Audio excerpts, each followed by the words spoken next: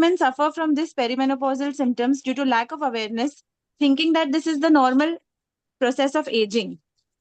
We are very fortunate as doctors to be armed with the knowledge of the physiology of menopause. Yet, how many of us actually work towards making this transition smooth? We do not hesitate to write a prescription for our patients or counsel our mothers and sisters, but we forget ourselves in the many roles that we so adeptly play. We must try and prioritize ourselves. Hence, today's topic of this webinar is to prioritize ourselves for all our doctors. And let's begin today's program on menopause and cancer breast screening. Prioritize yourself for all the doctors by lighting of the lamp.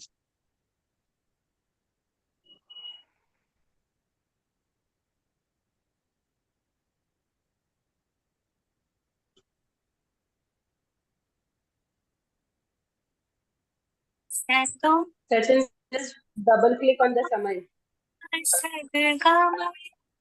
Ma'am, is it audible? Yes, it's audible.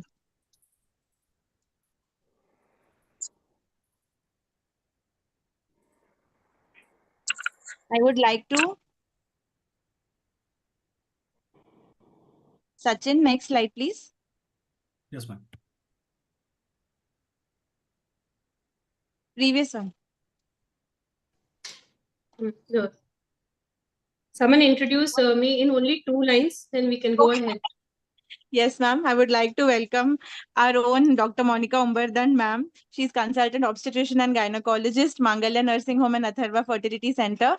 And she's a PSC committee chairperson amongst 2022-2024. She has held many posts and she's a very active member of our society.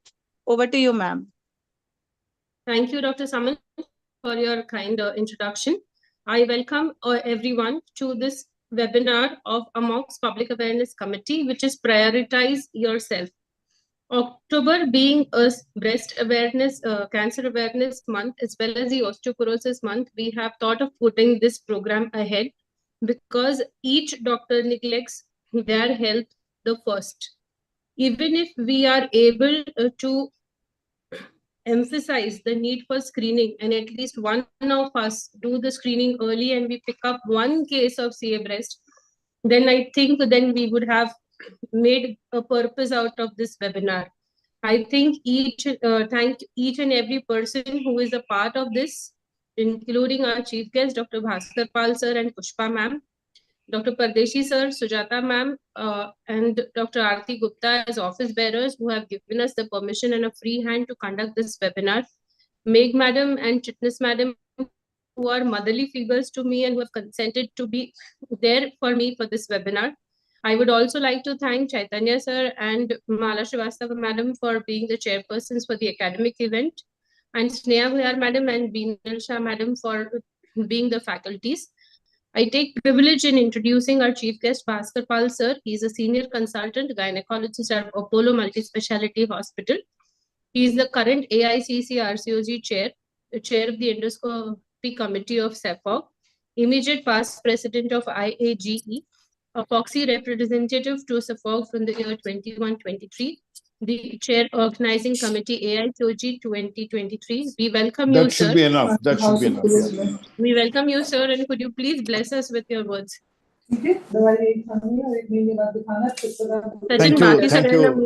Please. Thank you. Thank you, Monica, for the kind introduction. I think it is embarrassing for me to give blessings when we have seniors like Dr. Anjali Chitnis madam and Mandakini Meg madam there on the same platform. I'm absolutely honored to be called to this program, and I thank Dr. Rajendra Singh Pardesi, President of AMOX, Dr. Sujata Dalvi, Secretary of AMOX, Manika, who's the Chair of the Public Awareness Committee of AMOX. And at the same time, I thank Dr. Pushpa Shetty, who's the President of IMS, and Dr. Beenal Shah. Now, this is a very unique program by the Public Awareness Committee of AMOX and Public Awareness Committee of Indian Menopause Society, two vibrant organizations coming together. But this awareness today is not for public, but it is for ourselves. It is for the doctors. Charity begins at home. I think many a time when we talk of cervical cancer screening, when we talk of breast cancer screening, when we talk of screening for osteoporosis, when we talk of prevention of vaccination for prevention of cervical cancer, many a times we would actually tell the gynecologist, please let us have a show of hands.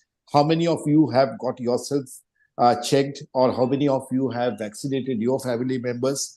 And the numbers used to be very small. Thankfully, they are increasing, but we need to ensure that we are following what we preach. We are practicing what we preach. So we have two excellent talks. One is by Dr. Sneha Bhoyer, who's absolutely been a crusader as far as breast is concerned, as a former chairperson of the breast committee of FOXI. She will speak on screening for breast cancer. And we have another enthusiastic gynecologist who's got wellness in her mantra, Dr. Binal Shah, to talk about screening in menopause.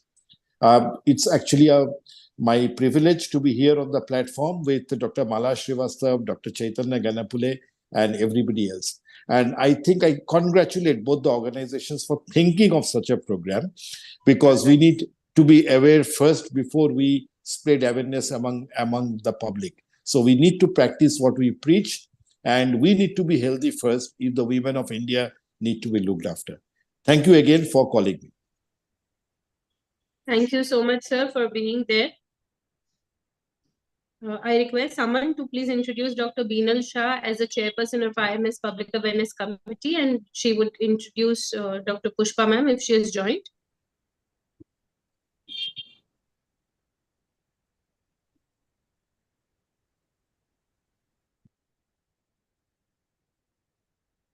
Saman, are you there, or should I introduce? No, ma'am, I'm here. Yeah. I welcome Dr. Binal Shah to today's program. Madam is National Chairperson IMS, Club 35 Plus, Public Awareness Committee Chairperson 2022 to 2024. She is consultant gynecologist and laparoscopic surgeon. She is MD OBGY gold medalist, and she's also done her diploma in gynec endoscopy from Germany. She has done her CIMP and FICOG as well. She's practicing in Dwarkesh, Vadodara, Gujarat. She has been organizing chairperson of IMS Con 2022, consultant PCOS Club India, past president. Thank you so much. Yeah. Do we have Pushpa ma'am? Has she joined, or else we can invite Aarti ma'am to give the blessings? Ma'am, I can't see her. We can invite Aarti ma'am. She Okay. will join a little late. She is busy with some other Thank webinar you. item. Yeah, I'll invite Aarti ma'am. I welcome Dr. Aarti Gupta ma'am. Dr. Aarti Gupta Sachin, is please the sit down. Secretary General. Yeah. Dr. Aarti Gupta ma'am is the Secretary General of the Indian Menopause Society. And she's a very efficient organizer. We recently had an amazing North Zone IMS conference. Aarti Gupta ma'am is, a pioneer in the field of social welfare. And I welcome you, ma'am, to bless this webinar. Thank you, Binal. Thank you so much.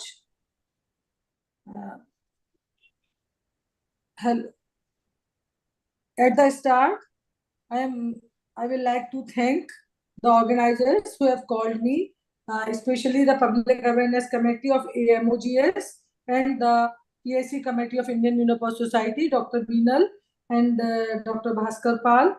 And I will like to thank all my seniors, Dr. Bhaskar Pal, Dr. Pushpa Sethi, Dr. Mandakini Mek, Dr. Anjali Chitnis, Dr. Sneha Bhohar, and other my colleagues also. And it's a proud privilege for me. It's a proud privilege for me to be here with you all. And today's topic is very important. We are going to do the awareness of the carcinoma of the breast cancer among the doctors. I think this is the topic for among the doctors. And the most important thing, we know most of the things we know, but usually we are unable to apply them practically. What I feel, whenever the patient is coming to us at the age of the 30 years, 35 years, or 40 years, so we should tell them, we should tell them that you should go for the screening at this age. Because for the breast cancer, most of the time we are not doing the screening. Whenever the patient is coming for any small lump in the abdomen or some other problems, mastalgia, and other things, premenstrual nostalgia. These are the things where the patient is coming to us for the breast complaints. But there are the patients who are obese, who are high risk for the breast cancer, who are diabetic, who are having the hypothyroidism. These are the patients who are high risk for the breast cancer. There is the family history of any cancer. So these are the patients where we should advise them we should go for the screening, and the screening should start minimum at the age of the, ideally we should start at the 20 by the self-clinical breast examination, at the 30 by the clinical breast examination, and at 40 by the mammography. So I think this is the time, this is our duty कि we screen our female patients for the breast cancer, and before 40 we should go for the ultrasonography, and after 40 we should advise the mammography, which should be done every 3 yearly. Or if there is a high risk patient, or you feel there is something other than there are some chances of the carcinoma breast, then you can advise annual screening. Otherwise, usually we do 3-year screening. So these are the things, whenever we, until unless we are not doing these things clinically, we are not awareing our patients regarding the cancers and screening of the cancer. Till that time, we are not complete in our aim. Our aim is we should reduce the risk of the cancer breast and other cancers, and the only answer is the prevention, and prevention is by the screening. So this is my message. I will thank to all the organizers, and thank you so much, Beenal, and the other doctors who have organized this conference. Thank you. Thank you, madam. Thank you, ma'am. Thank you for your valuable inputs and joining us today and your gracious presence. Sachin, can we have Dr. Meg madam's slide so that I can introduce her? Anjali madam lage aana pani. Ma'am, Anjali madam is a special guest and she has to speak for 20 minutes, ma'am. Oh, then I'll finish it in 2-3 minutes, no problem. Yeah. Yes, ma'am. I would introduce Dr. Mandakini Meg madam as a motherly figure to me. She is currently the president of AMWI, and she has been at various posts in Foxy as well as in other associations. She has been a member of the scientific committee of FIGO as well. We welcome you, ma'am, because she has so many accolades that if I keep on reading everything, it will be the end of the webinar's time, ma'am. So I welcome you, ma'am. Please bless us. Yeah. Thank you, Monica, for that wonderful words always. You are like my daughter, and Solapur, all people are very close to me. We have Dr. Tambori, we have our own madam, Dr. Chitnis, and Sneha, Dr. Mala, and Dr. Just previous speaker, and everyone. Thank you very much. I must say one thing. Can you stop sharing, please? Sachin, please stop sharing the slide. So I must say, Monica, very congratulations to you and to all the IMS people also that think of such a beautiful subject, which is coming at a very appropriate time. Especially, I will, give my experience, especially at a time not better than, this thing that all the doctors are supposed to actually take care of themselves. Then only we can take care of the patients. This incidents on the 20th August, I want to narrate to you, and then I think it is a great lesson for everyone to listen, to see. I was just going for my regular swimming, and there was a big trolley coming from behind, and he was not seeing me, and I just fell down. And after falling down, I had cuts here, there, and then my whole leg has gone inside the trolley. And coming home after swelling and all, I said, no, nothing can happen because I'm very good. My bone health is so nice. Everything is very good. I waited for one day. I did not go for the X-ray. I was very confident. But the next day, there was so much of swelling. Then my ortho said, madam, what are you doing? Your age and everything, you must do the X-ray. When I did the X-ray, there were 4 metatarsal fractures. And then he declared that this 4 metatarsal fracture is not a simple fracture. This is all osteoporotic fracture. This is all age-related fracture, and the sky fell down. Then I had to undergo everything, and then after 2 months now, I'm almost fine. So this lesson is taught to me that whatever we do for the patients, and whatever, I think everybody is saying the same thing, that we prescribe the patient, we do everything. नहीं आपको ये करना चाहिए, वो करना चाहिए, दूध पीना चाहिए, everything. Even people were telling me, Madam, parathyroid injection you start. That also I did not. But after this incident, this is such an important lesson I have learned, and I think this subject today, Dr. Tamburi, Monica, and IMS people, that you have, I think, kept at very time, very much important to this our practical. The doctor should be screening their own breast examination, as Bhaskar has said, that how many people actually do it. Sneha must be knowing the percentage. So, and here I must admire one of my organizer, Dr. Beenal. She practices what she preaches. I am a great admirer of it. And I think everybody, all young generations are now becoming aware. Our generation took 65 years to know that what is important for the doctors. But you people are so smart. You people are so pro that you manage. I look at your photographs. You enjoy life. You keep yourself fit. You do everything. And teach us also as a senior, as a motherly figures, that how to look after ourselves. I think this seminar has, will be succeeding if all of us do our self-breast examination and look after our bone health and take care of our osteoporosis. So with this, I think I acknowledge the presence of our senior Dr. Chitnis Madam, then Beenal, Dr. Our Bhaskar has already, Chaitanya, Tamburi, and Monica. Thank you very much for inviting me for this wonderful seminar. Keep it up. Thank you very much. Sneha. Thank you, ma'am. Thank you so much, ma'am, for your presence. I spoke to Sujata, ma'am. She will join in sometime. She's stuck up in traffic. So we will take her a message after she joins. I now take the privilege to introduce our very own Dr. Anjali Chittis, madam.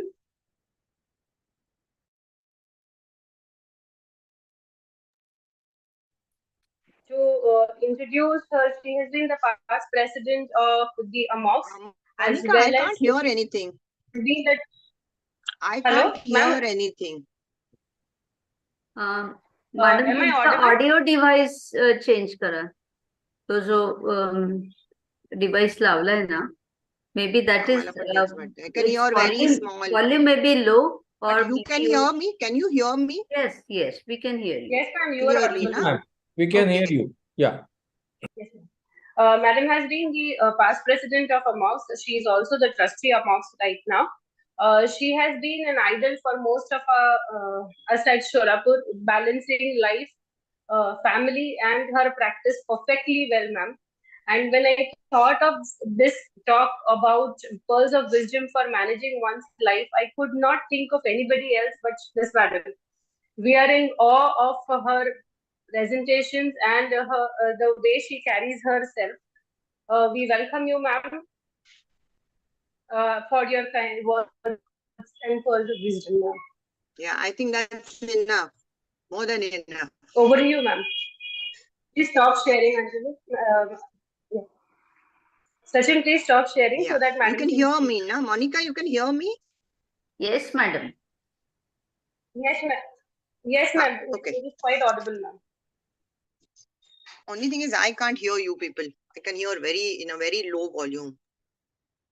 It's okay as long as you can hear me. No problem. There must be some issue with your device. I can start, na? Yes, ma'am. Device, Yes, I can't change it right now. Okay. Ma'am, you can hear me, na? Yes, ma'am. We yes, can. ma'am. Very well, na? Yeah. Okay. So we can start. Yes. See, my biggest thanks to all of you, the organizers, mainly Monica, and all the participant delegates, everybody, because of this topic. It's a very, very good topic, mostly neglected. Topic-wise also it was neglected, and as a patient-wise or a doctor-wise also it was neglected. So, to begin with, I want to tell you everything that the first principle of aging is aging should be gracefully. But see, what we consider gracefully is not the way we dress up, attend conferences, and then we go everywhere, sit in the consulting room. We are really graceful, no doubt. But this is externally. How many of us we do internally? We study our own body, our own responses. This is the most, I think this is the most neglected part in the, as far as mainly the obstetrician gynecologists are concerned. Mainly because they are so busy in their obstetric practice, there is hardly any time to go to a doctor or go to a screener for screening and all these things because of the obstetric practice. Secondly, they are busy looking after their home, their husband, who is very demanding, even if he is a co-worker or even if he is he's a doctor. Then you have to look after your kids. Your kids, by the time you come to 30, 40, 50, they are at teenage or they're crossing the teenage and entering the youth. So they are either more demanding, or they want more time from you, or they just want to go on arguing with you. So you are mentally frustrated, you are mentally tired. And there is stress of the practice, there is stress at home. Academically also you are interested, so you want to attend the seminars, you want to attend the conferences. So this all needs a balance. The doctor has to balance themselves amongst all these things. And that is how we have to go ahead for our own well-being, or we have to prioritize ourselves. You know, this starts, as she said, that this starts around 30 or 40. This is the time we should start thinking about it. But when do we think about it? We think when it is around 70, 80. Suddenly we have a fracture, and then we think, oh, this is osteoporosis. I should have looked after this. So there's a nice word, Javani Neend Bhar Soya, Budapa Dekh Kar Roya. I can modify and say, Javani obstetric mein khoya, Budapa Dekh Kar Roya. So because of all these things, I think we have to consider these problems, and these problems are increasing because of our negligence. Now we tell the patient is sitting across our consulting room, and we tell all the good advices we should have considered ourselves. So I feel now whatever we advise to the patient, just one day we sit in the patient's chair and we take that advice for ourselves. Now, what are the points in these advices? The first one I will think is emotional. See, usually many of these menopausal, in my menopausal clinic, when I see them, most of them, they are emotionally either depressed, over emotional, or something stressed out, no sleep, no activities. So emotionally, this age you go down. The children are grown up, they neglect you. The husband is at the peak of his practice, so he neglects you. So you remain alone. And that is how the emotional aspect, you have to have a positive approach towards this age. I feel your positive approach is very essential, and that helps you keep fit all throughout. Your rest, your peace of mind, everything depends on that. So now, how do we manage this? How do we manage the aspect? We have to change. The doctors, as a doctors, we have to change ourselves. We have to spend 1 hour every day for our own personality, own body, own mind. We have to spend 1 hour apart from kids, apart from husband, household calls, deliveries, everything. You fix up 1 hour and spend that hour for yourself. Study in that. You introspect. You study yourself. Where I am, what I'm doing, what my body is doing, how my body is changing, and how can I cope up with this body is the main thing which you have to consider. See, emotional aspect, once you take over and once you have conquered on this aspect, the physical fitness, everything, your attitude towards this age comes immediately, because they are all dependable on each other. The emotional aspect, the physical activity, the diseases, the approach, the positive attitude, everything is hand in hand.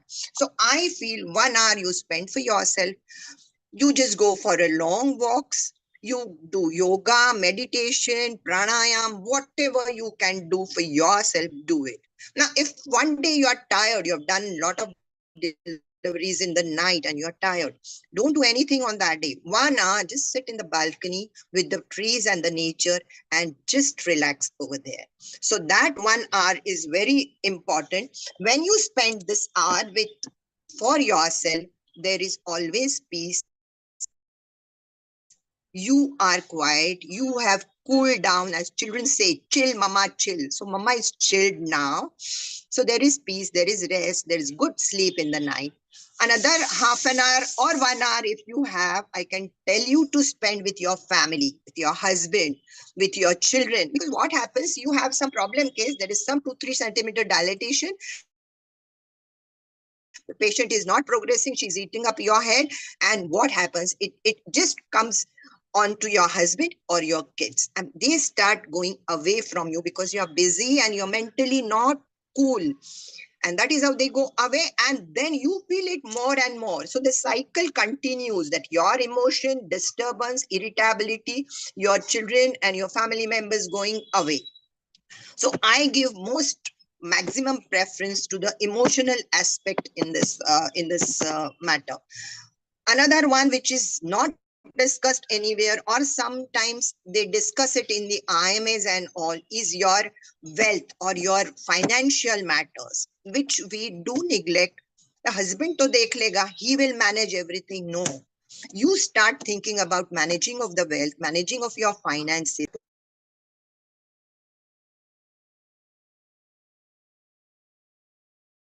Madam, madam, please unmute. And you are not audible now. Yeah. Start this, you are diverting your mind from your obstetric practice, obstetric complications, tense environment, to something else. So this is also very important. Academically also stay active at this stage, because the science is changing so much. The classifications, the gradings, everything is changing. So you have to remain updated. Academically, if you are involved, even that is something like a relaxation. This is the first part. You think of yourself. You prioritize yourself. At least spend 1 hour in a busy day also with yourself. Then comes the minor complaints. Now, sometimes you have pain in abdomen, sometimes you have pain here, there. Sometimes you have discharge. Sometimes you have bone problems, lifestyle problems, you have obesity, you have diet problem, you eat a lot in the conferences, hotels, everywhere, and you start putting on weight, you're losing your hair, your skin is sagging, you're depressed because of your skin, because of your hair. So these are minor things, but but they are very important. Don't keep waiting for these things. After 1 hour, I'll go for a checkup and I'll do all these things. No, don't neglect. A pain, the discharge is very important. I remember one of my friend who was a pathologist, MD pathology, and she had her son's 12th exam. She had a lump. Whole 12th, when he till he passed out, she kept quiet, thinking that she was knowing, she was a pathologist. She was knowing that this is not a normal, simple lump or cyst or adenoma. She kept it like that only. After his exam, he got admission to medical, and then she went for checkup. By that time, it was too late. So this is how we neglect minor things also. So any fever, any pain in abdomen, any discharge, anything abnormal you feel, you go for a checkup. That is very important. Lifestyle changes, I'm not going to go in detail, because you all know the weight, the body circumferences, the weight of the putting on of fat everywhere, exercises, and what they call it is exerkines. Exerkines are very important, because when they are produced during exercises, they help the liver, they help the fatty tissue reduced in the size, they help everywhere, and these are very important, which are produced with the exercise. Then comes the screening. Now, I'm not going to talk much about screening, because everybody will be talking on screening, but screening is very important. screening of the breast, screening of the uterus, cervix, the pap smear, the immunochemistry of the uterus, where you do pap smear, you have done biopsy, but even then, that immunochemistry of the uterus is also very important. So gynecology, ovaries, uterus, pap smear, and breast are very important organs to be screened every year, at least one. Do it on your birthday, do it on 1st of Jan, do it when you have fixed holidays, do it anytime, but do it. Then comes the fourth important factor is the medical problems. Like by this time, because of your work, because of your tense nature, you start going for mild hypertension. There may be diabetes which comes up at this stage. Obesity again comes up at this stage because you are relaxed, your responsibilities are over. Your bone health may go down. So these are the things which you have to investigate. Check your BP. We check every day, at least we must be checking so many blood pressures of the patients. But you check your own blood pressure. Go to a cardiologist, check up your blood pressure, do your ECG, do your echo, cardiac problem, CNS problems, some tingling numbness somewhere, glucose, endocrine problems like thyroid. So you get all these things checked up. I feel every year, once in a year, fix up a day, and that day keep your consulting closed and go straight away for a checkup and do it. Now, henceforward, this webinar should be a very useful one. Next time, you should tell that you are doing all these things. So these are the HRTs. I forgot about HRTs. HRTs are very important. You write down so many prescriptions, estrogens, progesterones, tibolans, and SERMs, and everything. How many of you take it? Simple urethral syndrome, and we neglect it. We just take antibiotics somewhere and we stop. No, that's a urethral syndrome. You have to go ahead for estrogen therapy. You check yourself. You are fit for estrogen. Start with estrogen therapy. Don't go directly for estrogen therapy. You go for tibolan. It's a very, very useful drug. So you go for that. So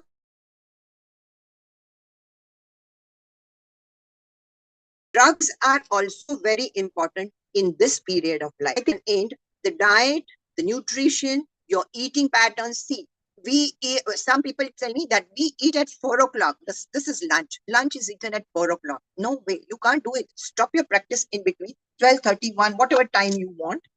Go ahead, have a break, have your lunch properly. Because by the time you come finish off OPD, you are so hungry that you just grabbing anything, whatever is there in the, and this is how you start going for obesity. You start going for hypertension, diabetes. And this is how your lifestyle changes, your diet pattern changes. You explain the patient. So why not think of ourselves that we have to go for dark colored food items. You go for high protein diet. You go for fruits. You go for salads. Your skin should look young. Your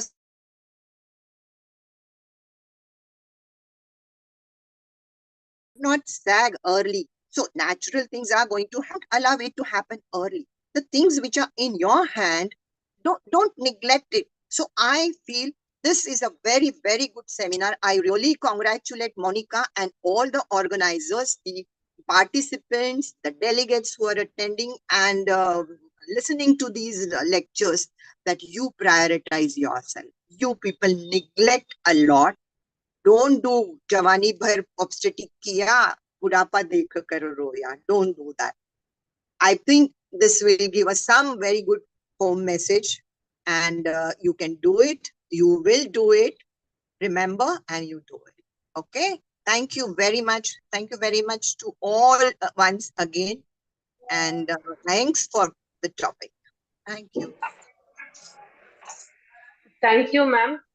They were really the pearls of wisdom for each one of us in our 40s right now, ma'am. We all look up to you and Meg, madam, with the stamina that both of you have. Thank you so much. But to tell you frankly, Monica, I don't think I go for checkup. But after this webinar, I'm 100% going to go for checkup. And that is what we said. Even if one person turns up and we can screen, our job is done, ma'am. Absolutely, absolutely. And people will Thank do it. you The so much. doctors will do it. Thank you so much, ma'am. I would now request Saman to please introduce our chairpersons, and so that we can go ahead with the Yes, ma'am. academic session. Yes, ma'am. It's my honor to introduce our respected Dr. Chaitanya Ganpule sir. He is MD Obstetrics and Gynecology. He has done his diploma in gynec endoscopy from France, Germany. He has a certificate in IVF from London. He has been the treasurer POGS year 22 to 23, chairperson Midlife Committee AMOGS, national coordinator Foxy Endocrinology Committee.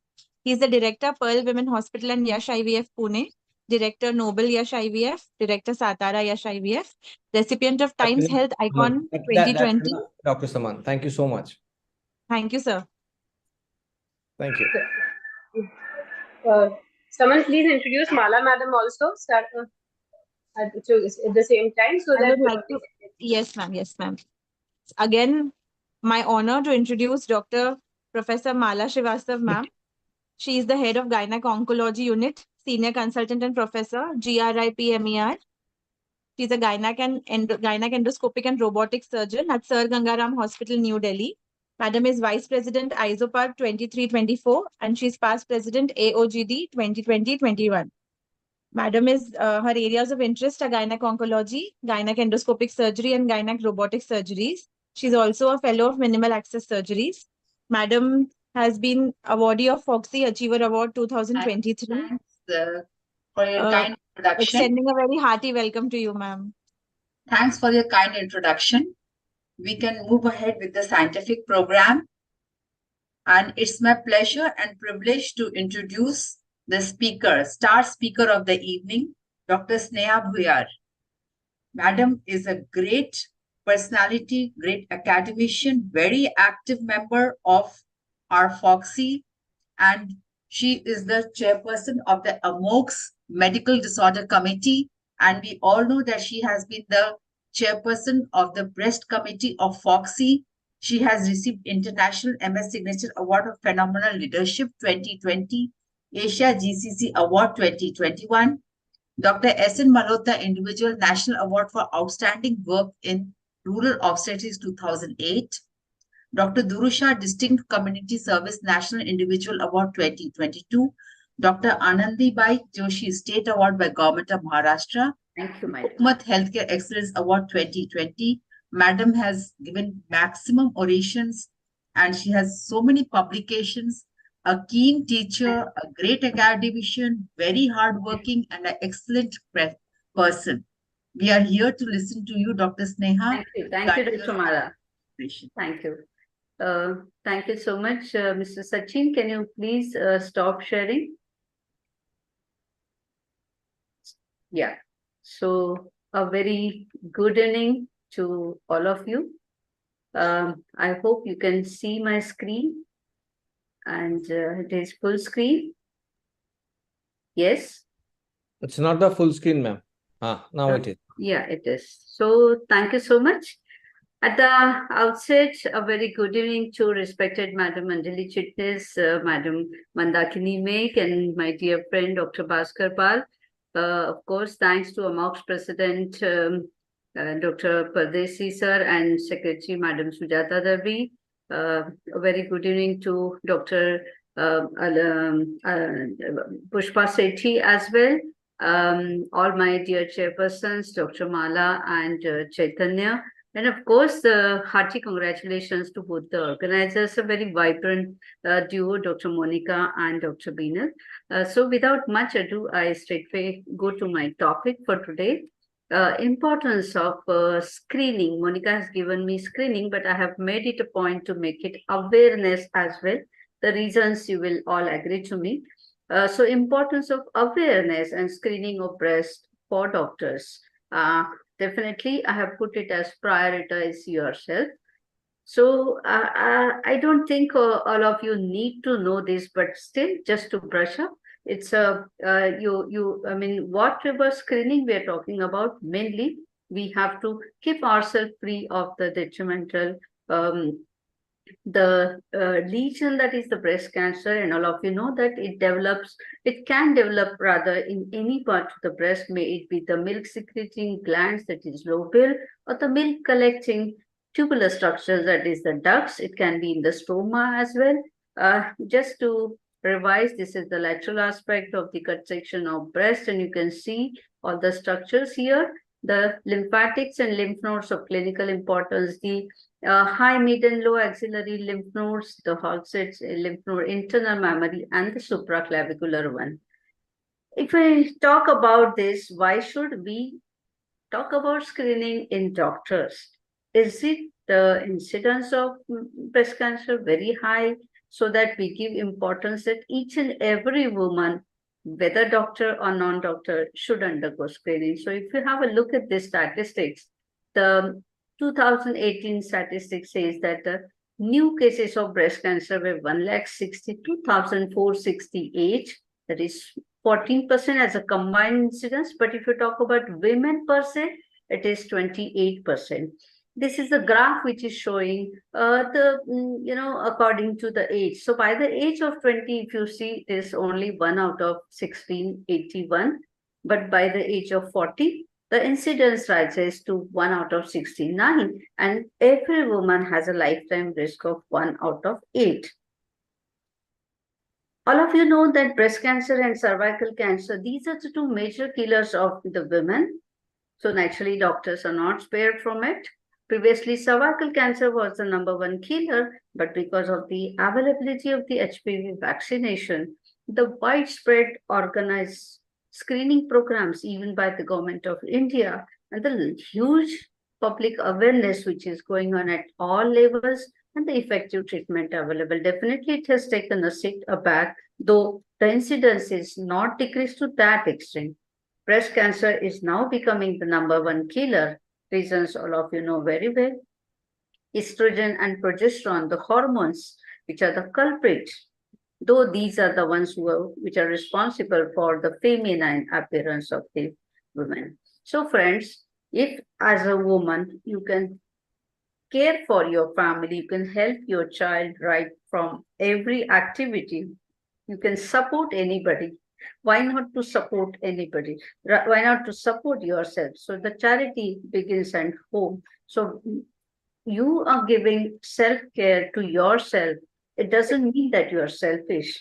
Whenever you are, as Dr. Bhaskar Pal said, that how many of us are practicing what we are preaching. So nowadays, let me share with you that as a breast committee chairperson, for every academic session, we were talking that every woman who comes to you for whatever reason, whether she has breast symptoms or no, go for the breast examination. And if at all you find any abnormality, you subject her to further investigations to know whether she has any malignancy. And if she doesn't have anything, you just teach her self-breast examination. But dear friends, all of you are doctors. You yourself know how the examination is. In fact, your self-breast examination is now becomes a clinical breast examination, you being a clinician. So coming to the screening part of it. So you have risk screening, breast screening, and genetic screening.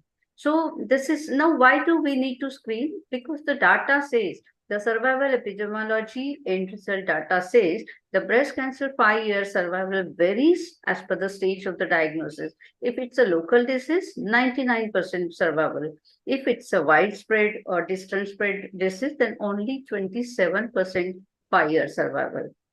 So definitely the survival rates post breast cancer treatment is 60% in India as compared to 80% in UK, US.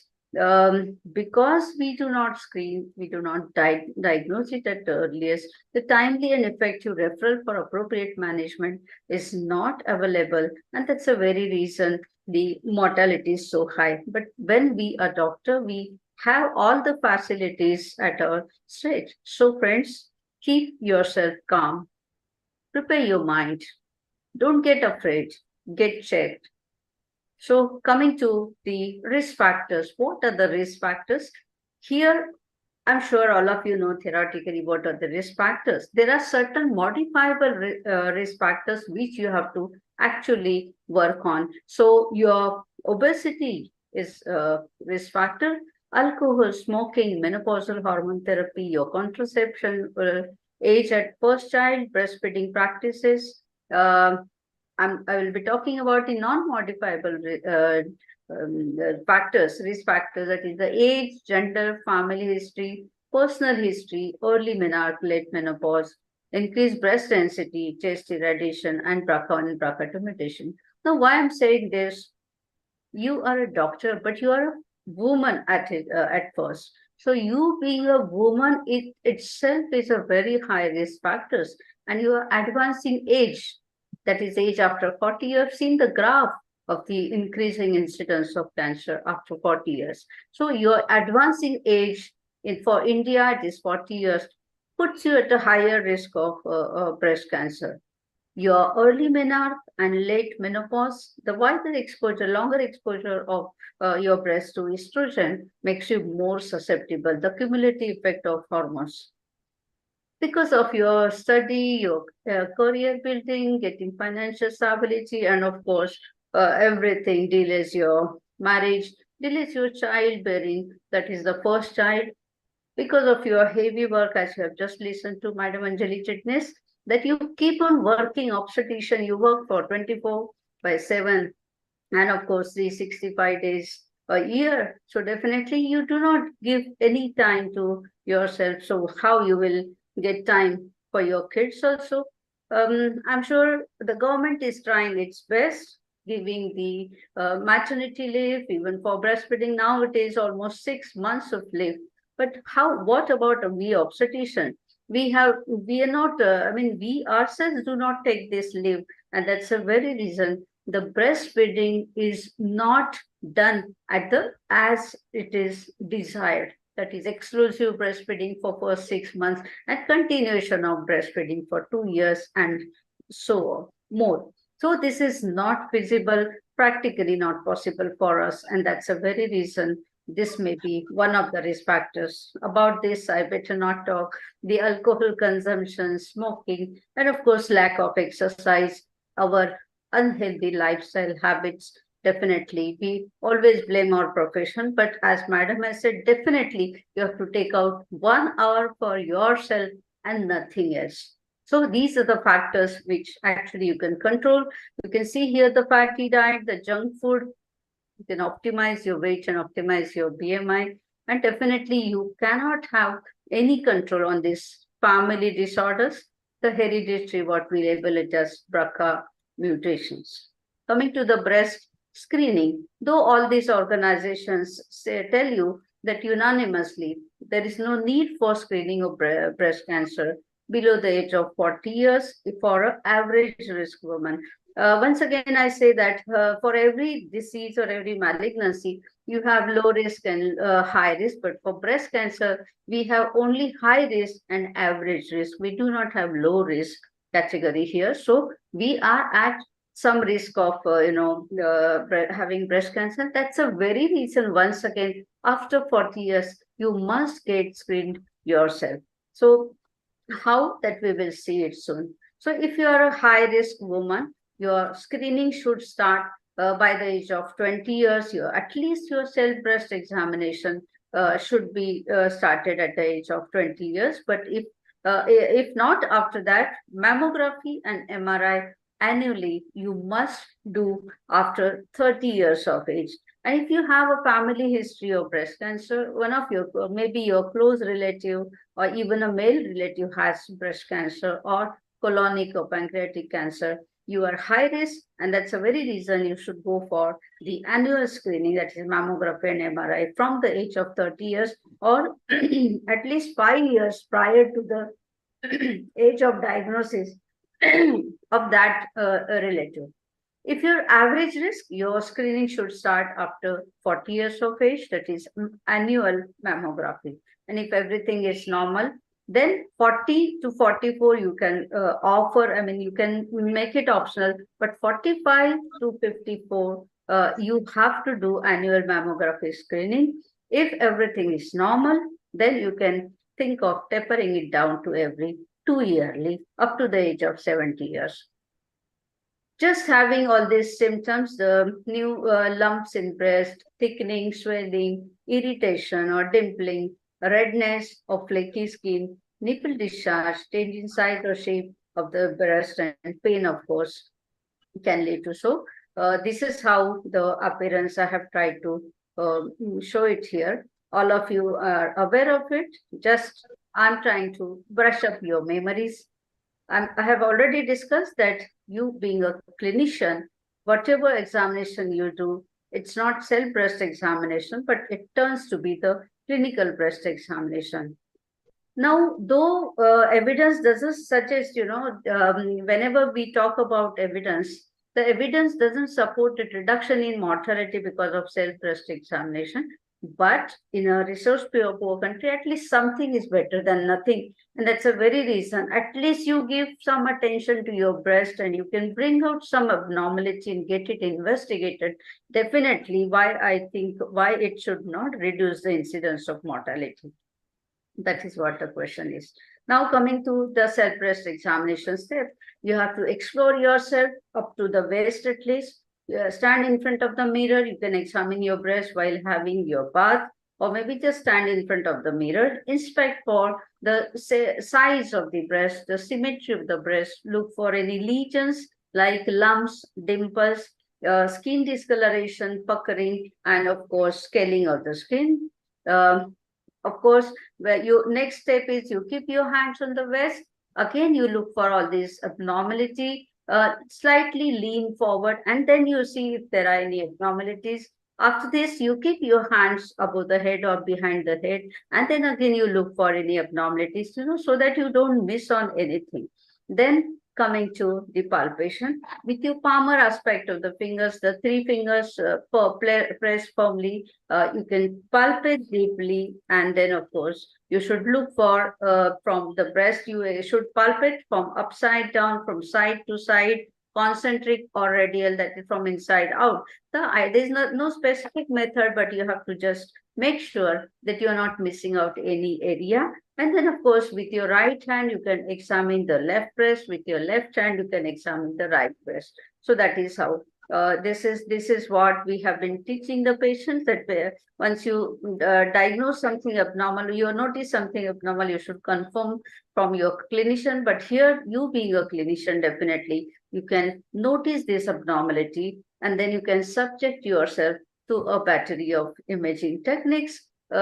So the gold standard, even if you don't have any symptoms or any abnormal lesion, you should yourself subject to screening, as I have discussed. Even if you are at an average risk woman for breast cancer, your screening should start with annual breast mammography, that is annual mammography.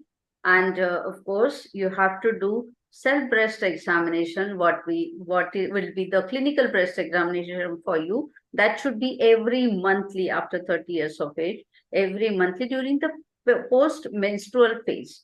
And how we have to do, I have already discussed about this. So these are just the imaging modalities that if at all you suspect a lesion, what are the imaging techniques? The conventional mammography, digital breast and tomosynthesis, and then of course the contrast-enhanced digital mammography. For ultrasound, you have sonography, automated breast ultrasound, contrast-enhanced ultrasound, 3-dimensional ultrasound, color Doppler, power Doppler, tissue elasticity, and shear wave elastography. You have MRI, diffusion wave imaging, MRI, magnetic resonance elastography, magnetic resonance spectroscopy, and then you have gamma radiation, nuclear medicine, that is single photon emission, computed tomography, SPECT and PET, and then non-ionizing radiation, that is optical imaging and breast microwave imaging.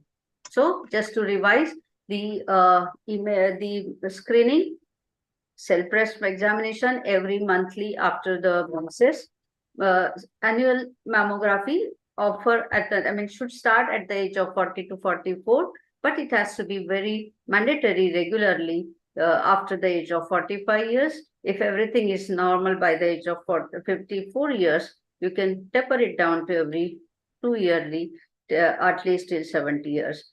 So talking about the sensitivity, because you are a clinician, you will be, once you are aware, you will want to know the maximum sensitivity and efficacy of this method. So definitely you have to have this detailed knowledge of this mammography, how it is done. Not to get feared or scared of mammography. It is a simple radiological investigation. It's a low voltage X-ray. There's no question of radiation hazards and all this. It is not significant radiation. So mammography is the gold standard for screening as well as diagnosis. The sensitivity and specificity both are very high, almost 90 to 95% of sensitivity.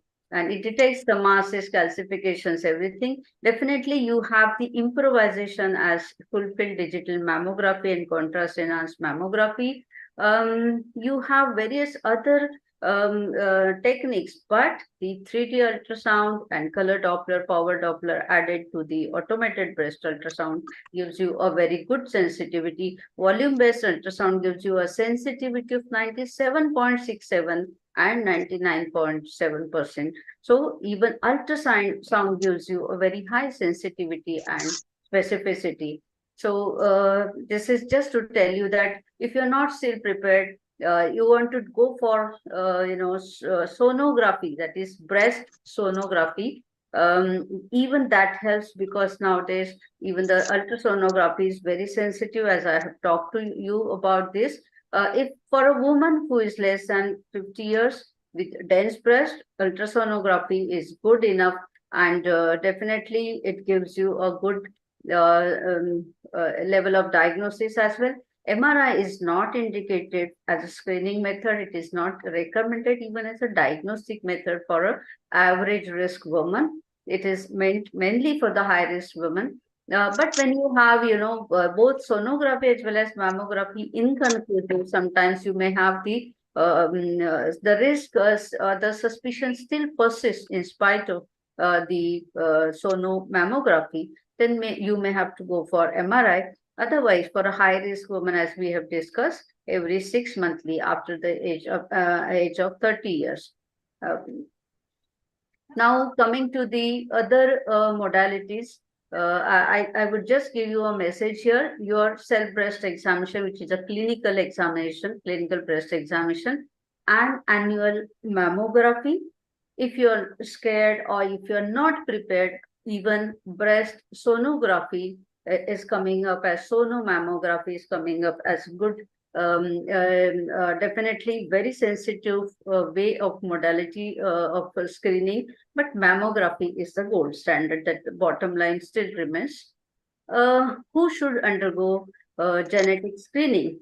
If you have a family history of breast cancer, your mother, sister, any other sibling, or maybe your close relative who can be a male relative has the cancers which I have discussed already.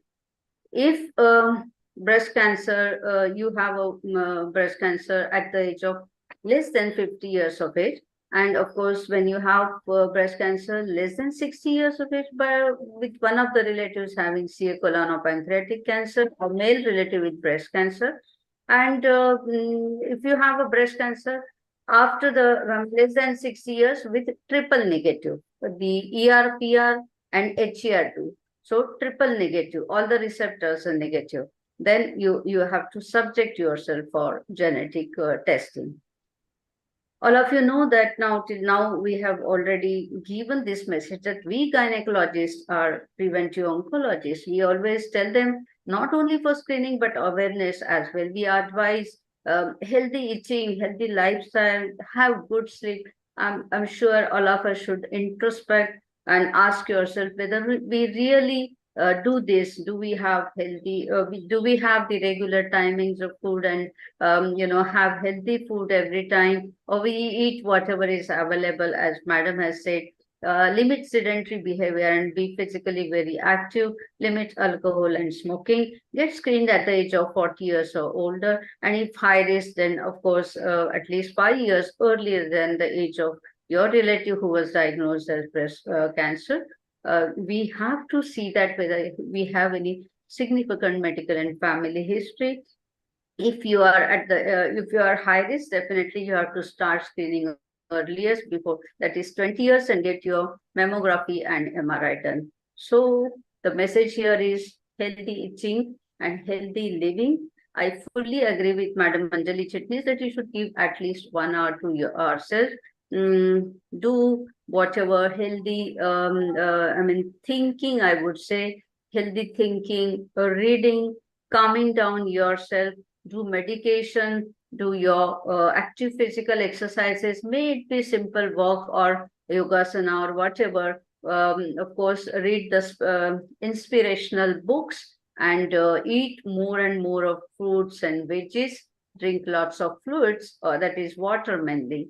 I'm sure you will all agree to this picture. All of you are traveling very frequently, and you always hear that whenever there is a drop in the cabin pressure, the oxygen mask will automatically drop down. But you put the mask carefully first for yourself and then help others. So the message very well delivered. Yes, we have to take care of ourselves. Then only we can look after our kids, our family, and the society in turn.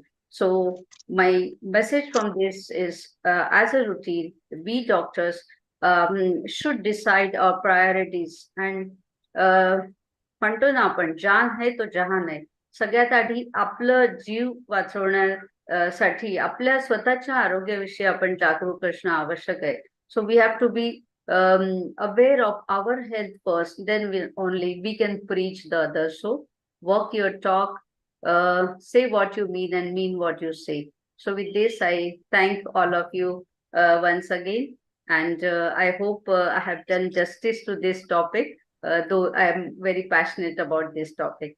Thank you so much, Dr. Monica and Dr. Meenal, for having me here. Thank you, chairpersons Chaitanya and Mala. Over to you. Thanks, Dr. Sneha. It was an excellent scientific deliberation. You have nicely told how each and every doctor should take care of their own health. And regarding the breast screening is concerned, we gynecologists do not look after the breast surgeries, but our patient definitely comes to us first because we are our patient's treating physicians. And with any breast problem, all the patients, they come to the gynecologist first, and then we refer these patients to our surgical friends. Yeah. We should take care of our breast health, be aware, take care of our health, eat well, exercise well, and do a regular checkup and screening. Get great messages given. Yes, thank you so much. Just one last line I would say, that actually, as a breast committee chairperson, all of us were in so much of dilemma that breast is not our organ.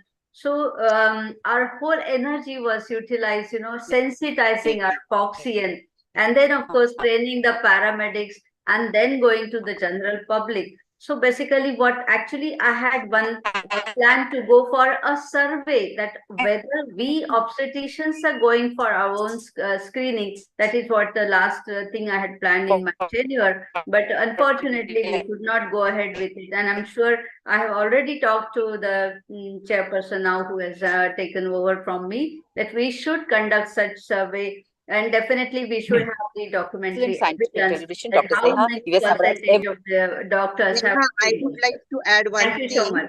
Yes, madam. Yes, ma'am.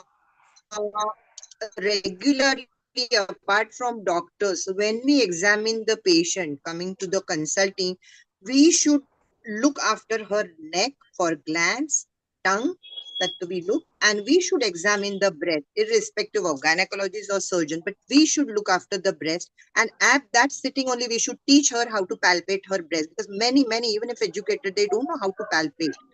So we have to do that before going directly to PV and PS examination. We have to do it for each and every patient. Yes, actually, this talk being for doctors, I had skipped that slide, madam. Actually, I have this slide saying that because by virtue of our practice, we are well versed with, all these women, and they have more faith in the obstetrician gynecologist. So women come to us irrespective of whatever problems they have, and we should utilize this window of opportunity to examine the breast of each and every woman. And if you find any abnormality, you should subject them for investigation. But if you don't find any abnormality, you teach them self-breast examination and ask them to report to you whenever they do so. Thank you so much, madam.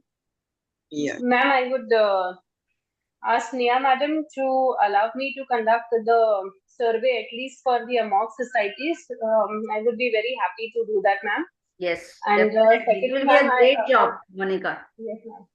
And on a lighter note, I Monica, have my anesthetic I would request you to collaborate it with midlife committee as well.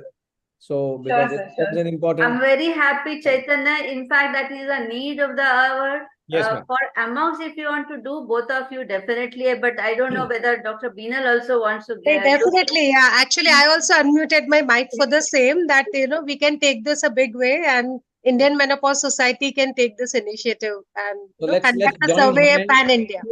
Let's join hands and come together for this noble cause. I will be very happy to see have my mission being taken ahead by all of you. So thank you so much. Thank you, ma'am, for an excellent deliberation. I would now request Chaitanya sir to please introduce our next speaker, Dr. Beenal. Thank you, Monica. Adautit, thanks for inviting me and making me the chairperson for this wonderful webinar today. And thank you, Dr. Sneha ma'am, for that wonderful talk. I know that this topic is very close to your heart. And moving on, let's have our second speaker for the day today. Dr. Beenal's last slide, please. The second last slide. Yeah. So she is the national chairperson for the Public Awareness Committee of IMS 2022-24, and she's a consultant gynecologist and laparoscopic surgeon practicing in Dwarkesh, Vadodara, Gujarat. She has been the organizing chairperson of IMSICON 2022 and the consultant of PCOS Club of India. She's the past president of BOGS 2016-17. Yeah, past thank you, Dr. president of Menopause Society, Vadodara. Okay. And today she is going to speak on screening and counseling in the perimenopausal age group. Welcome, Dr. Beenal, and over to you for your deliberation. Yeah, please allow me the screen share. You have to stop share. Yeah.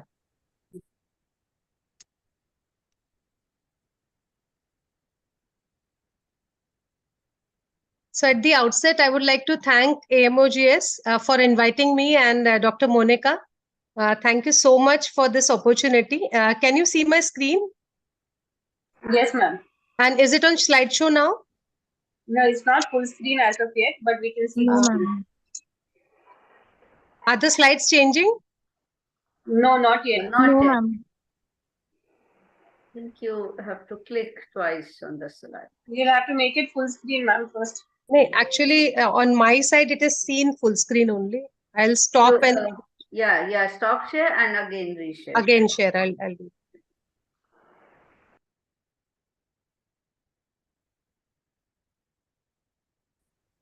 You can see the screen now?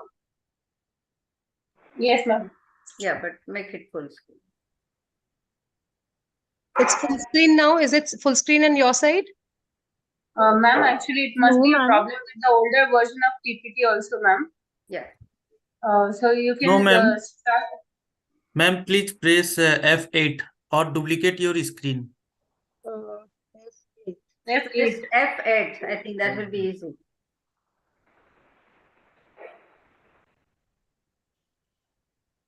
F and 8, both together. No, ma'am. F8. The key at the top. Function key. At the top, Okay. Function key. Function F8, ma'am. Okay, got it. Okay, now? Not yet, ma'am. Duplicate the screen.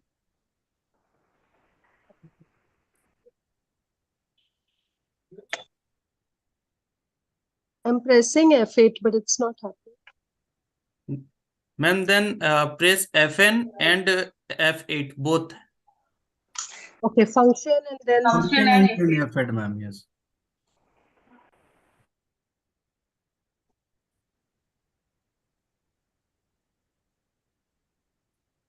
no, it's not happening. Ma'am, but this is also good enough. I think you can start, Dr. Yes, ma'am. Okay. Okay, fine, I'll start.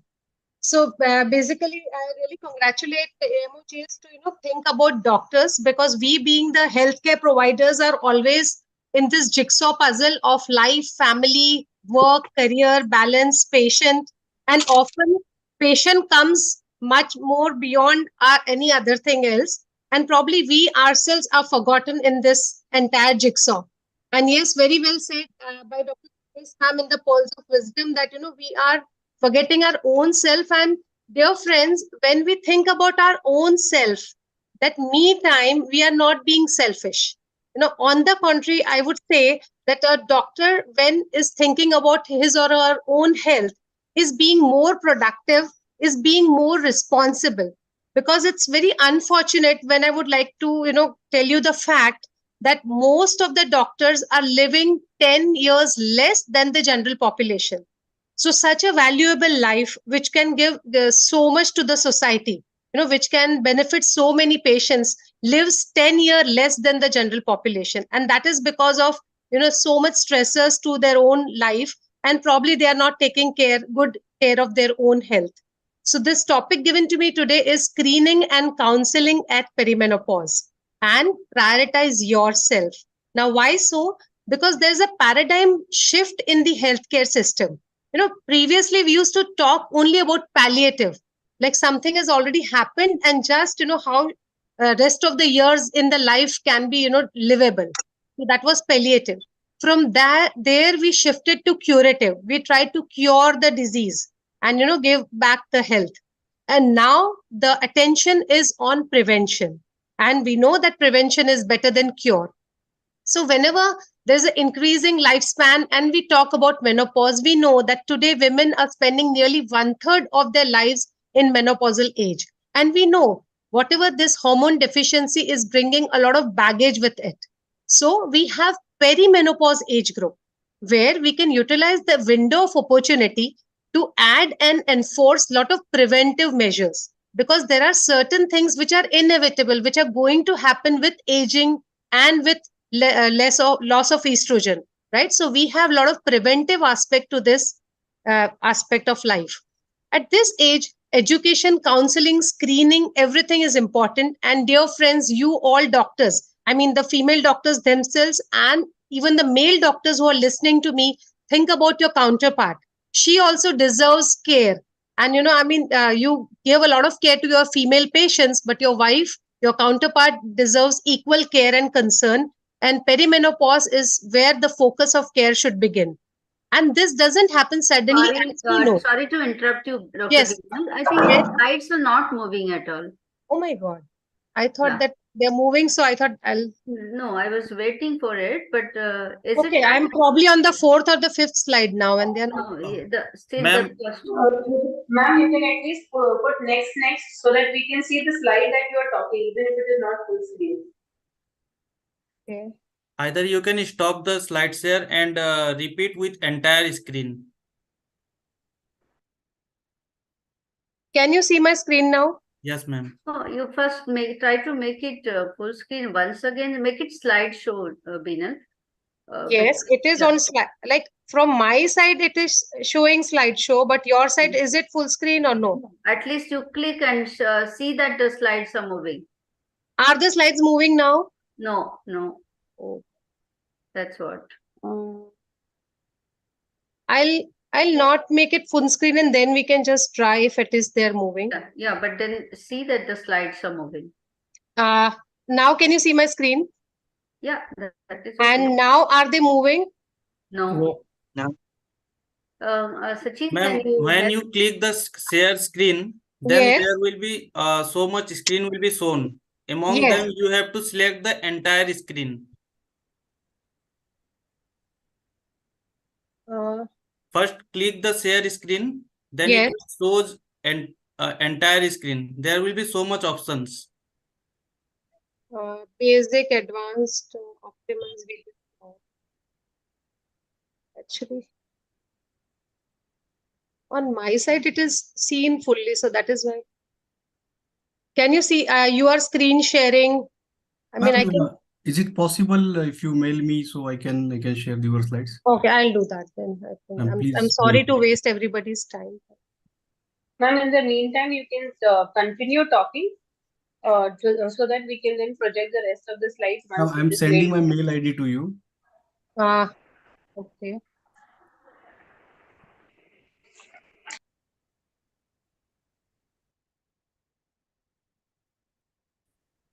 Yes, ma'am.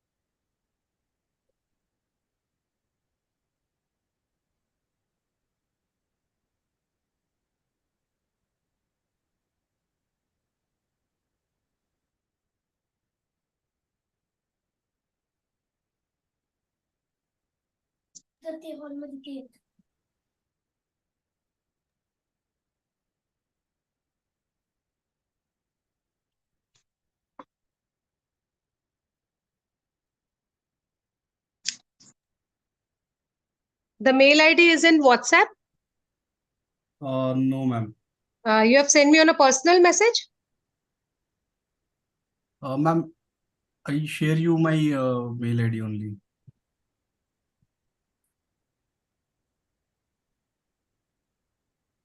Share on WhatsApp or directly say hi on mail. Madam, just It will put be it on the easy. group. Yeah, put it on the group so that madam also can see. No, but then I'll have to copy it. Can you just WhatsApp me? No, that will be easy Yeah, for me. that's what I'm saying. On WhatsApp or on mail, you just say hi, so that Yeah, it yeah. will be easy for her.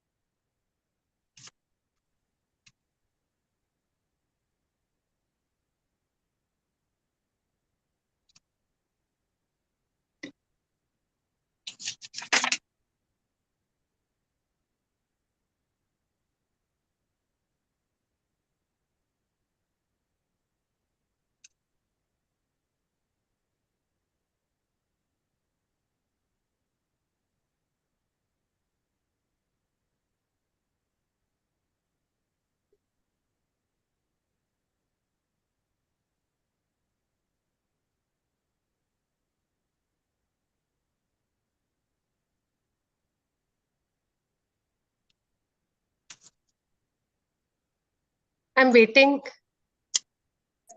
Sachin, can you please send it? I've already attached the mail, the PPT to the mail. Okay, ma'am. Or you can speak out also. I mean, this mail. Speak out your mail ID. I'll just type it in. You just let madam know your mail ID right now, Sachin. She will mail it to you right now. If you send it to me also, Dr. Bina, it should be okay. I will share it for you. Ma'am, I have not received your mail. Sneha Bhuyar, I'll send it to you, ma'am. Yeah, drsnehabuyar@gmail.com. Yeah. Ma'am, it is sent. It is showing sent. Please check, madam.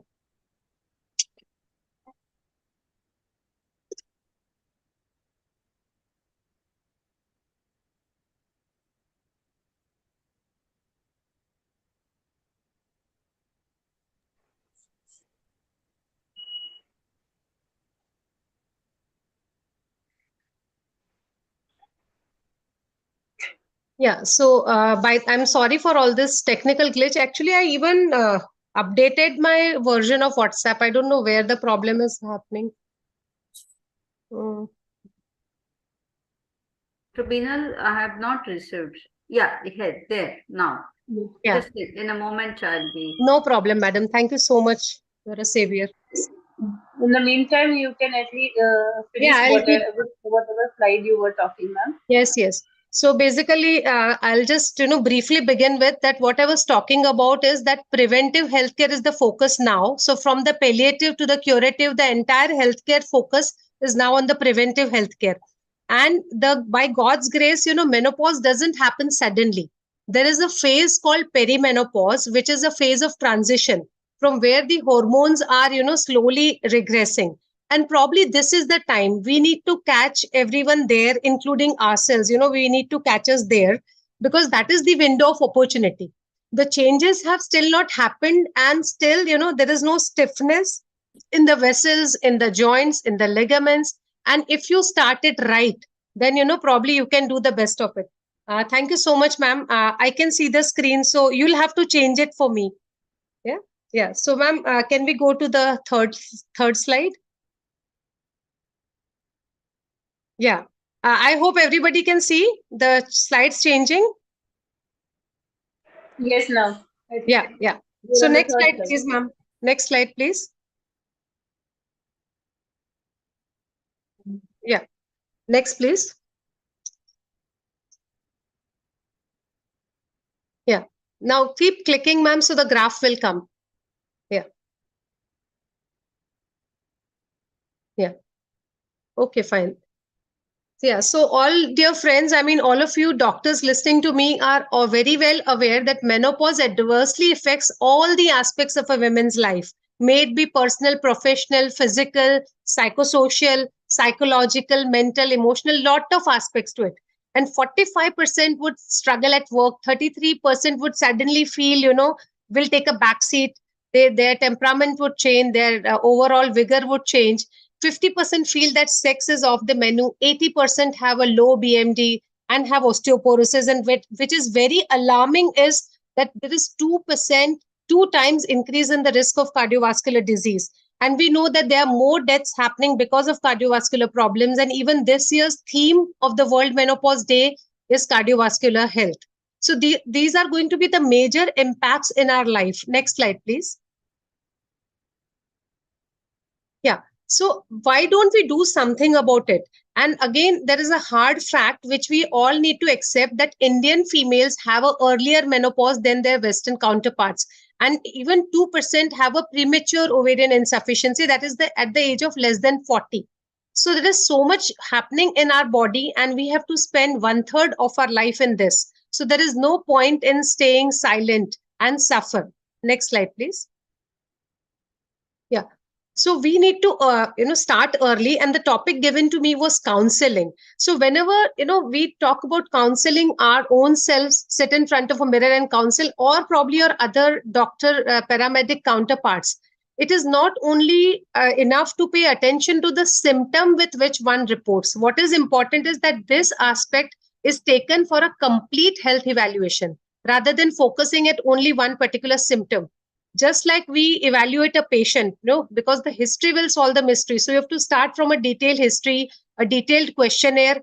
Quality of life scale has to be done. Next slide, please. And you have to, next slide, please.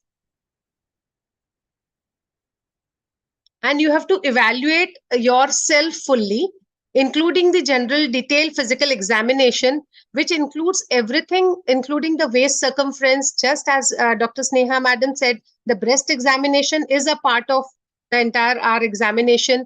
Even the eye checkup is to be done, and the dental checkup. Even the eyes and the teeth are something which are often neglected, and that is where the ill health often starts from there. Next slide, please. So this is a TPR, the entire investigation sheet, as you can say. And just as we do it for our patients, same way we have to evaluate ourselves, each and every column, and probably make it a routine, make it a kind of a routine to do this every year, gift it as your birthday gift to yourself, a complete a holistic health checkup of your own self. Next slide, please.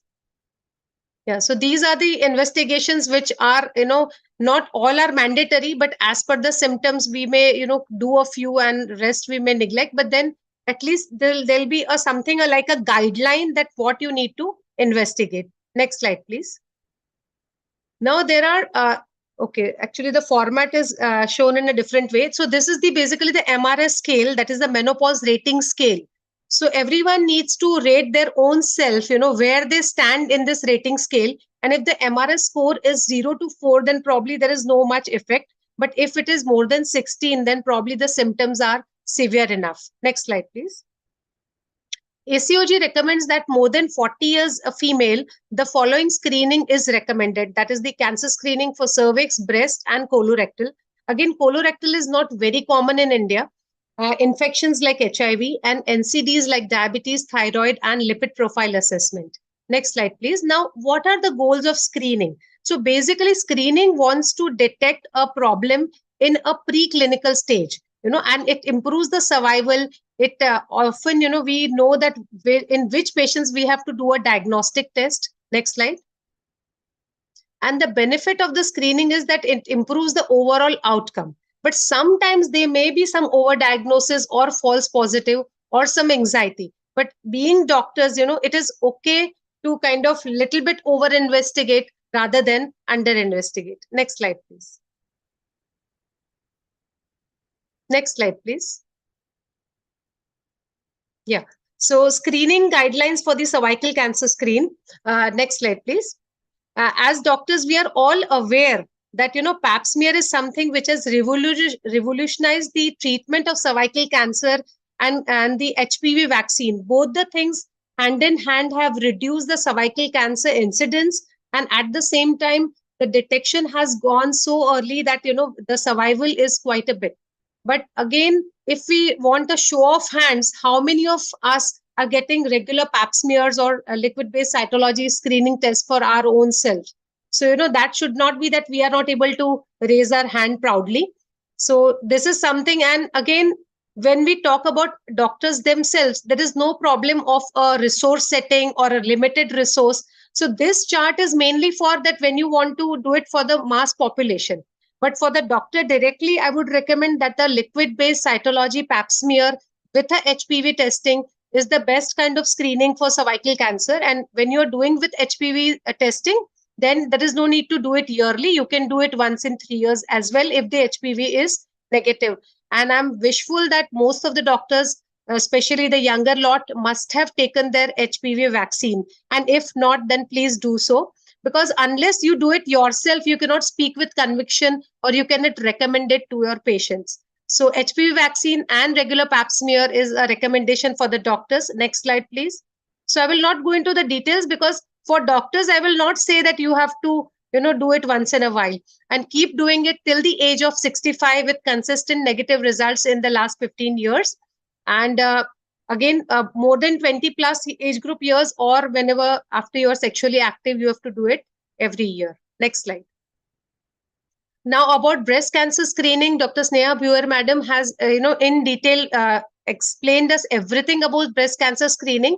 So we'll just quickly change the slides of the breast cancer screening. And again, would like to re-emphasize that early detection can save life.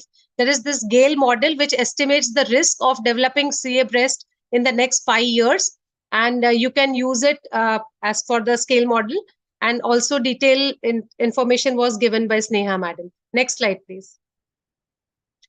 Very important thing which was said in the beginning is that India being the diabetes capital of the world and plus doctors often following very unhealthy lifestyles of sedentary lifestyle, eating outside food, hotel food, or eating late, and a high carb diet, less of exercise, all leading to increased propensity of developing diabetes. So this is the Indian diabetic risk score, where the score of more than 60 shows that you are at a lot of risk of diabetes. Next slide, please. Now, I would like to, rather than, focusing only on diabetes, I would like to focus on metabolic syndrome, which is a condition because, now probably that is the bigger picture. The metabolic syndrome is a cluster of risk factors specific for cardiovascular health. And this year we are focusing on cardiovascular health. So metabolic factors include abdominal obesity, hypertension, impaired fasting glucose, dyslipidemia, that is high triglycerides and low HDL. So all these factors combined form the metabolic syndrome. And a person who has metabolic syndrome has a high risk of developing diabetes, stroke, and heart disease. Next slide, please. So what do we do in screening for metabolic syndrome? We have to take your waistline, and the waist circumference of more than 88 in females is abnormal. We have to check the blood pressure. The blood pressure, if it is high, it is abnormal. HDL cholesterol, which is less than 50 in females, and for the men's, it is 40. A triglycerides, which is more than 150. A fasting sugar, which is more than 100. Now, from all these above 5, if you have 3 or more factors outside the normal range, then dear friend, you have metabolic syndrome. So you have to make a gross change in your overall lifestyle. And a heart-healthy lifestyle is the first line of treatment for metabolic syndrome. So a balanced diet and exercise to lose weight. So you have to lose weight in any which way. If required, you can take help of endocrinologist or some medicines. Sometimes even a bariatric surgery might be required, right? And there are no quick fixes for metabolic syndrome. It's a complex condition. So you need to change the way you approach eating and exercise and overall well-being for the rest of your life. But one should aim for a weight loss which is slow, steady, and sustainable. Next slide, please. So metabolic syndrome was really, it's an eye-opener that we need to awaken to it. And again, HOMA index or insulin resistance is also a test to detect this. It checks your insulin resistance. And if it is more than 3, then it is abnormal. Next slide, please. HSCRP is again a new test if you want to screen yourself that how bad you are at risk for heart disease. Like HSCRP is the C-reactive protein, which is a blood test. It finds the lower level of CRP. It measures the general level of inflammation in your body. And this finds the risk of heart disease and stroke in the patients who still at present don't have cardiac disease. And unfortunately, in urban Indian population, metabolic syndrome is found prevalent to be as high as 25%. And screening for metabolic syndrome and timely intervention for lifestyle modification can have a major impact in the preventive healthcare. Next slide, please. Now, talking about osteoporosis, October is also the Osteoporosis Awareness Month. And just as Meg Madam gave an example that, a fracture, it is a silent disease. And sometimes a fracture, brings your attention to that you have already acquired that disease. And it doesn't happen overnight, It is calcium bank is a normal bank. Then there is osteopenia, and then there is osteoporosis. Next slide, please. And you can like Indian Menopause Society recommends that even asymptomatic women, the opportunistic screening should be done at the age group of 40 plus, and it is compulsory at the age of 50 plus. Right? And there are various tools available, which is for the fracture risk assessment tool or the FRAC score. Next slide, please. So besides the detailed examination, you have to see that which patients are at risk. And as per the WHO, advancing age is the most significant risk. Female gender is the risk factor. Low BMI, past history of fractures, parental history, smoking, alcohol. If you are on steroids, or if you have rheumatoid arthritis, all these are risk factors. And the tools are the OSTA, that is the osteoporosis self-assessment tool for Asians.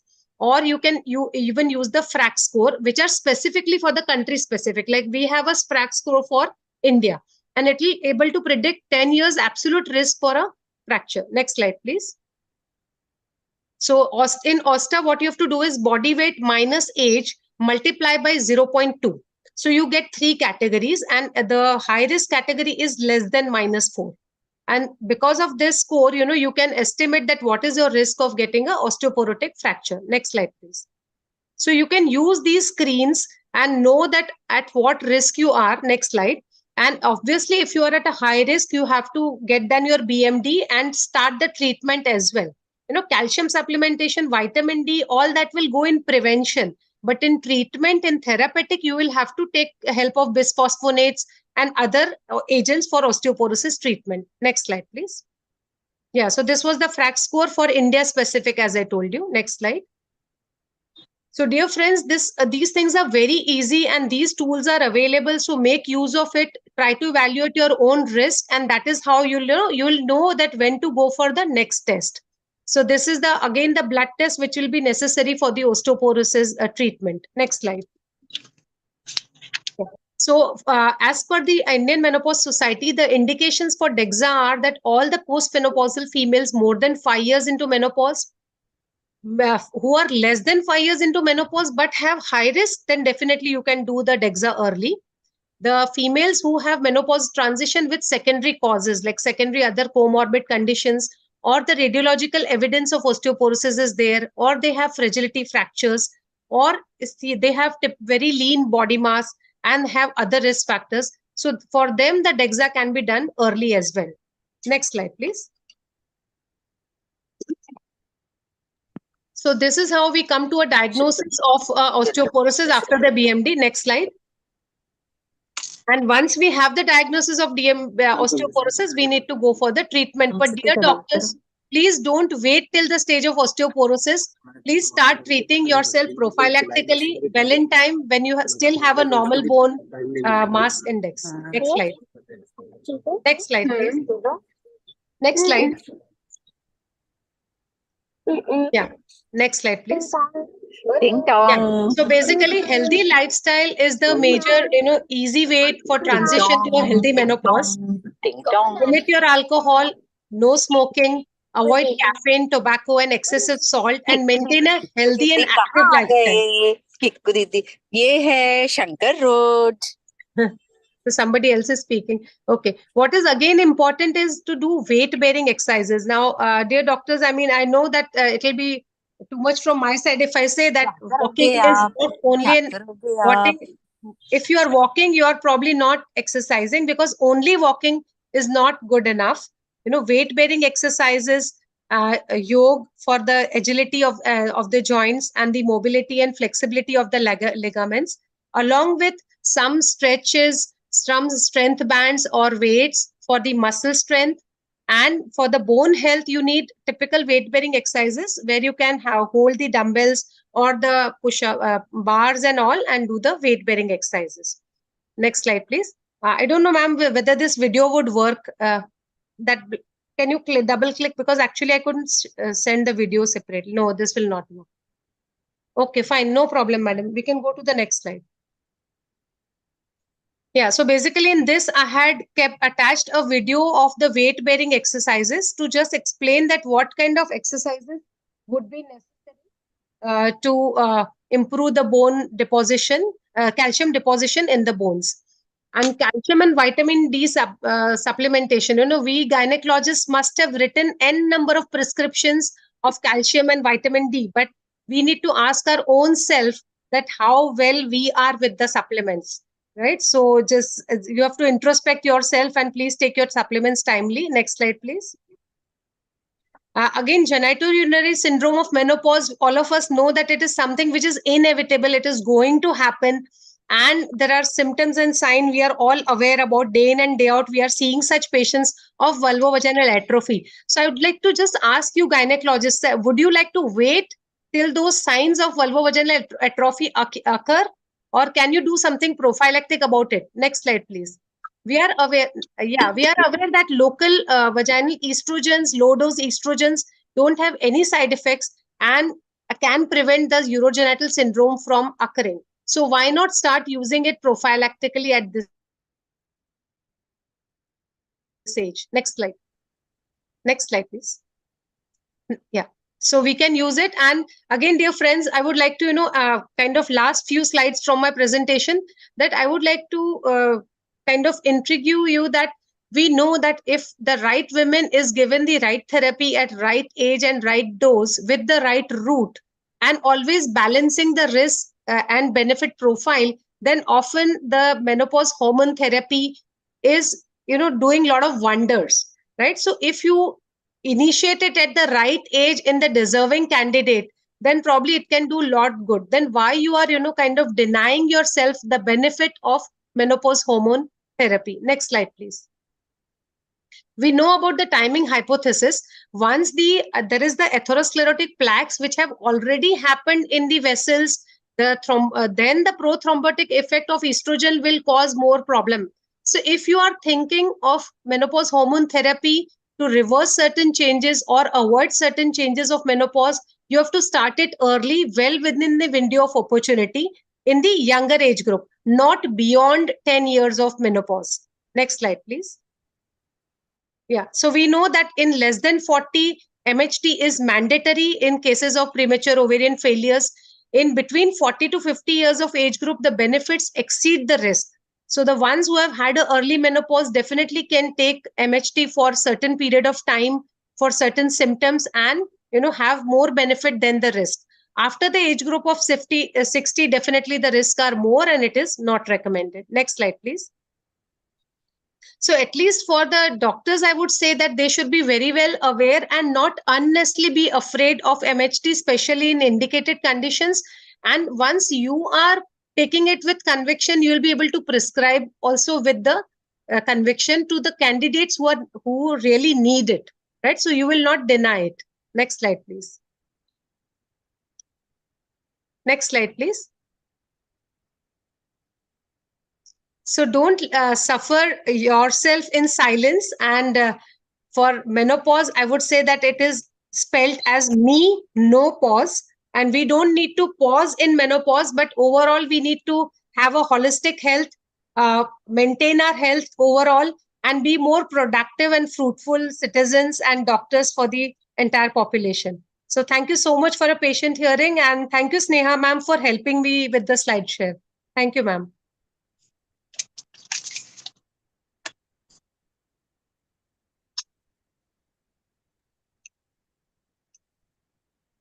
Thank you, Thank Dr. you, Beenal, ma'am. Binal. Yeah, thank you, Binal, for that wonderful talk. And over to you, Saman.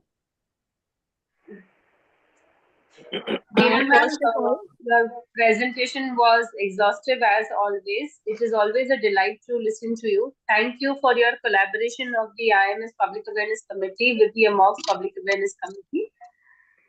Chitnis ma'am, do you want to add something? No, I was just listening very carefully. Very good. Very good. She has almost covered everything. In hormones also there are tibolons which are non-estrogen, like it has got limited action on uterus and the breast. So tibolon also is a very good drug for urogeneity. You can just, instead of hormones, you can go for tibolon. It's Agree, a real ma'am. Yeah, so ma'am, basically my message, the topic of was only counseling and screening, but in the management, also I would like to add that what Chitnis madam is saying, that we doctors are aware about all the medicines, but somehow we are skeptical, we don't use it ourselves. So I don't understand that. When it is like it is not curable. That's the time we realize we should have done this. That is exactly the doctors do. Exactly, ma'am. Any comment on isoflavones?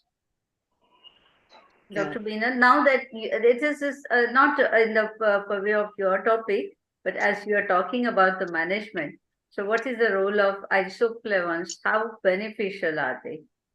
Yeah, so basically again, ma'am, like for isoflavones, we don't have much. Yeah.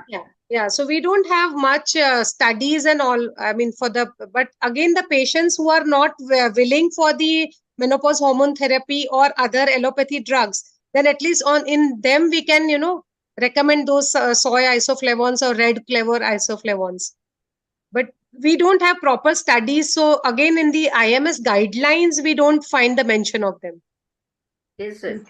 Yeah. I think, madam, do you have to say something about this? In supplement, I mean, in diet supplements, we do recommend. Yeah, that's for the diet supplement, we tell them that please take soya supplements, please take milk for calcium. So there are a lot of things which can go in the recommendations for a diet and all. But as a prescription, but we are not allowed to do.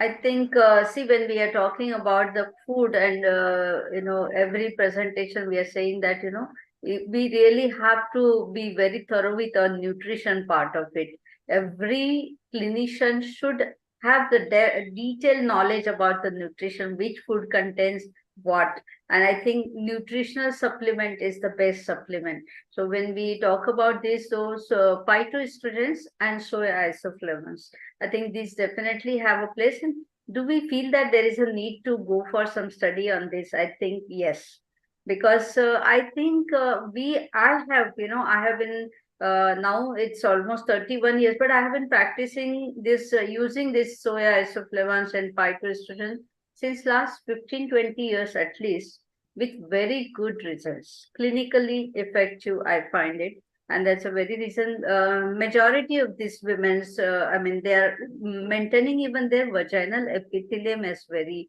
healthy vaginal epithelium. We don't see that degree of atrophy. So I think it definitely needs to be evaluated whether it's really a effective therapy.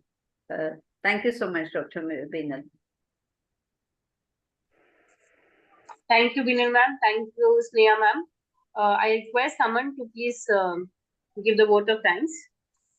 Yes, ma'am. First of all, ma'am, I would like to thank you, Dr. Monica ma'am, for giving me the wonderful opportunity to become a part of this wonderful webinar amongst all these stalwarts.